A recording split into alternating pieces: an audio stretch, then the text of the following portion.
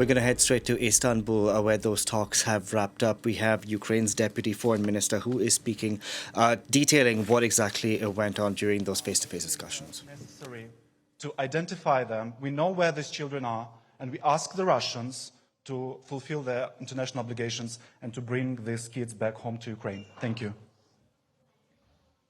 Thank you, members of the delegation. I will stay with the press. We thank you. We'll let you make your further schedule, and I will stay with the press to answer some of the questions you have. So please, let's start with the first row, man. Yeah.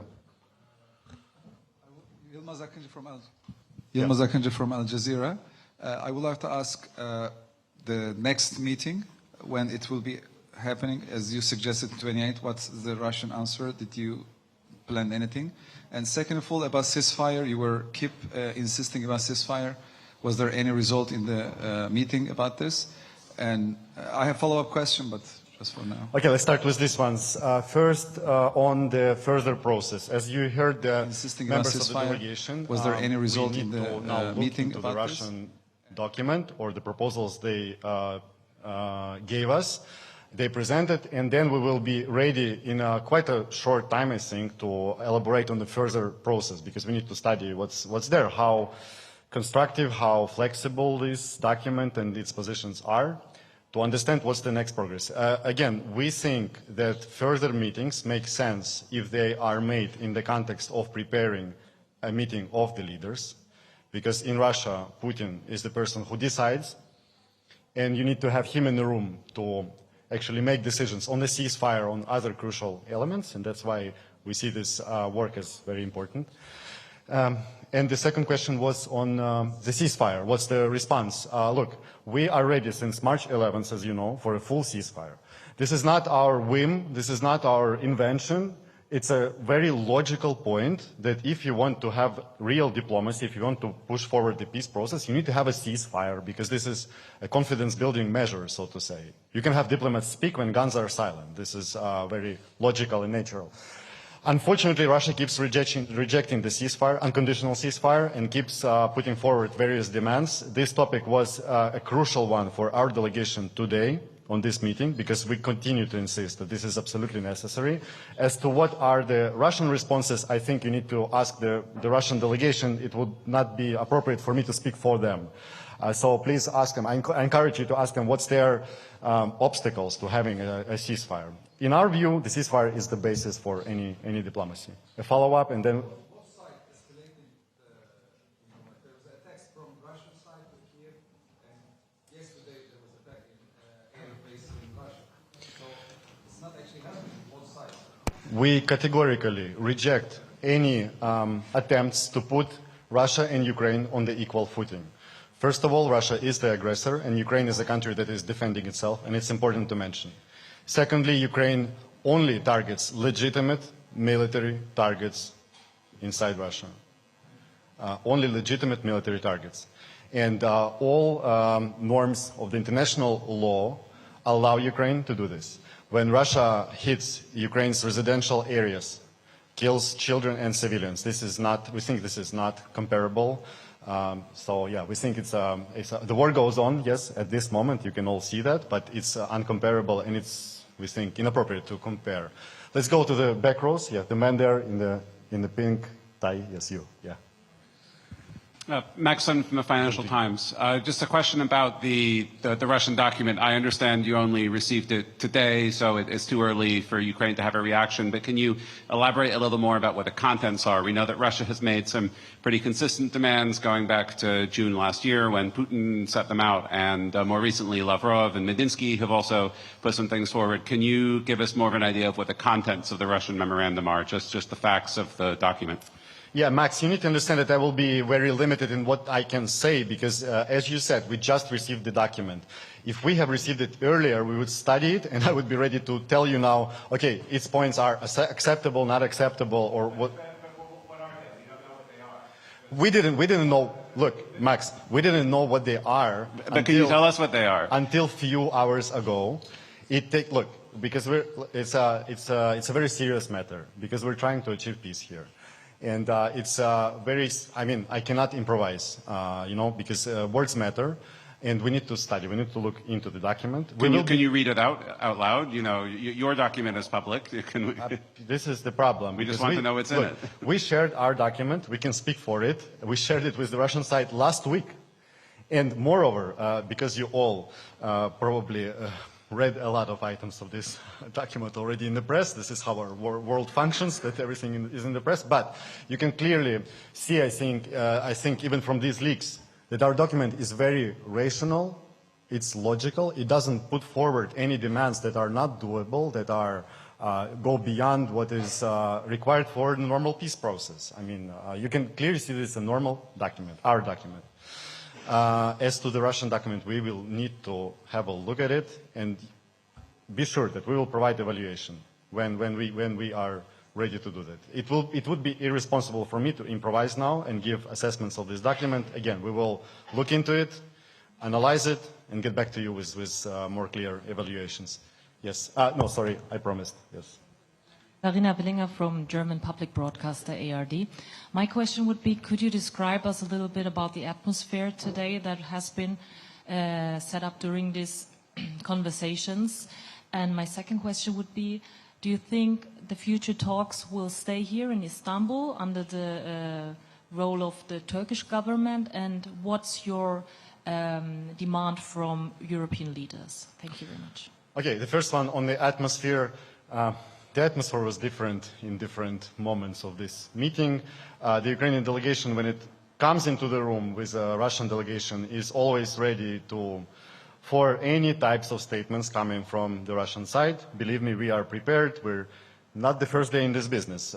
We've been having talks with the Russians for many years, even before 2022, and we know the type of statements they can voice. What I can tell you for sure is that the Ukrainian delegation was bringing the issue and bringing the discussion back to the topics which are the priority for the Ukrainian delegation, which is the ceasefire, humanitarian confidence-building measures, the return of our prisoners of war, children, and then the meeting of the leaders. Because we think that this is the real points. We can talk for a long time about any, big issues, but in the end, the peace process starts with the basics, and the basics is the ceasefire, humanitarian confidence-building measures, and the meeting of the leaders, which can kick off a real, meaningful, substantial peace process. We think our position is not, is very logical. I mean, it's very natural and logical. On what the second one was, yeah, the platform. Look, we never had any problems with any platforms. The Ukrainian side has always been very clear that we are ready to meet in Turkey, in the Holy See, in Switzerland. So there are many platforms. We don't have problems with the platforms. Unfortunately, it's the Russian side that wants to, pick platforms, dates, and so on and so forth. Our delegation came here because we are committed to peace, because we will never allow anyone to accuse us that we are an obstacle to peace. We are not, and we use every opportunity, however small, to advance the process. As to the European leaders and what we expect unity in Europe, and we expect strengths. This is why, for example, Minister Sibiha was taking part in EU Foreign Ministers' Council recently. He was talking with his foreign minister's colleague. And President Zelensky, by the way, today, takes part in important formats with the European leaders. We insist that the pressure on Russia must be maintained and strengthened even as the diplomatic and peace process goes on. We think it does not contradict each other. Actually, pressure helps. Pressure actually stimulates a constructive approach from the Moscow side. So I would say this is the priority thing, but then it needs to come, the economic pressure on Russia needs to come together with military assistance for Ukraine. It needs to continue, and we need to continue strengthening Ukraine, because again, for Russia to negotiate and in good faith and be serious, it needs to understand that it cannot achieve military victory or results. It needs to understand that Ukraine is strong enough, and we need to be in a strong position. Yes, let's go to the left side, you, and then behind. But first, the second row. Thank you very much. You were listening to the team from the Ukrainian delegation outlining what went on during the second round of face-to-face talks, which wrapped up earlier in Istanbul. According to who was speaking there, the two sides did agree to go ahead with the next prisoner swap, which will be taking place shortly. Apparently, the young and the severely wounded will be swapped. For more on this, we can bring in our foreign affairs commentator, Douglas Herbert. Doug, you were listening to that debrief, essentially, which was taking place in Istanbul. It seems that this second round of face-to-face talks, we have these two teams who are meeting in the same place, but they're coming from very, very different positions, aren't they? Yeah, there's two things going on here. I mean, we're standing here and we're talking about talks. The narrative is about talks, a Ukrainian delegation facing for the second time in 2 weeks a resumed face-to-face dialogue, facing a Russian delegation. They're sitting there. They're supposed to be talking about perhaps the elements to reach a ceasefire as a prelude to an eventual diplomatic talks for a broader peace deal to end this war now in its 40th month.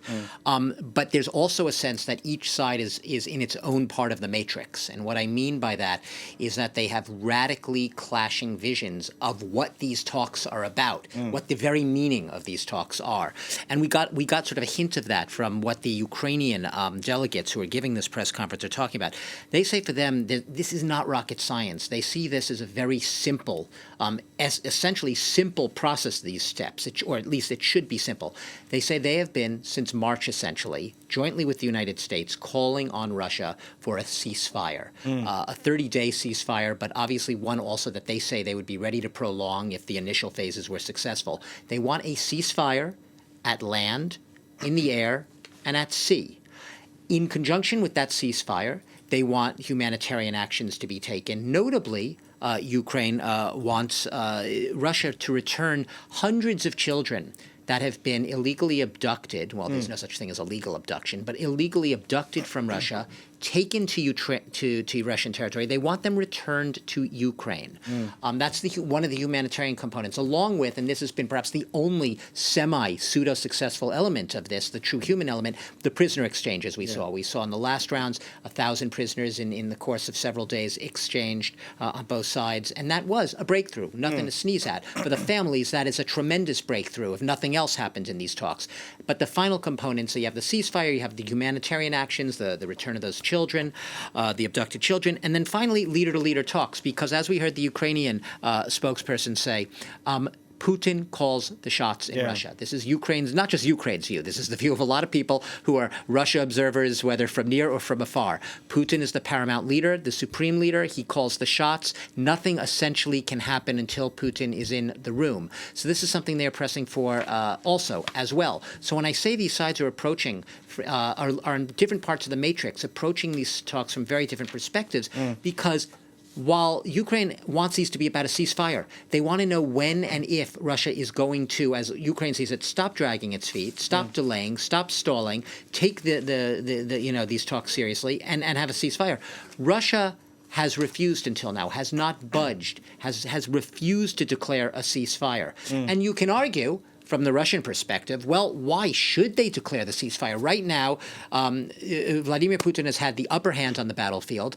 Russian forces have been advancing quite steadily with varying degrees of rapidity across different pockets of the illegally and annexed territories, along that eastern and southeastern front in Ukraine, along that front line, that long hundreds of kilometers front line. So they've been having the upper hand on the battlefield. They don't really feel like they're on the back foot. Perhaps even despite yesterday's audacious Ukrainian attack on military bases deep inside Russia, Delano, an attack far from the front lines, which even the Russian military had to acknowledge and perhaps was a little stunned by, even if they can't explicitly show how stunned they were by this attack, was the Russian intelligence taken off guard by it.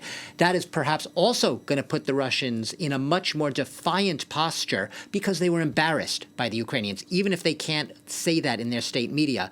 And the worst thing you can do to a proud country that believes that it is having an injustice done to it is put egg on its face, make it look bad, make it embarrassed. My hunch is that they're further apart than ever in their visions of how this war should end, and that Putin is coming to these talks from a perspective is that you will not have Russia abiding by any sort of ceasefire until what he calls his root causes are addressed. For Ukraine, the root causes are a game ender. They're a capitulation because they basically throw into question the very sustainability and viability of a sovereign Ukrainian state going forward.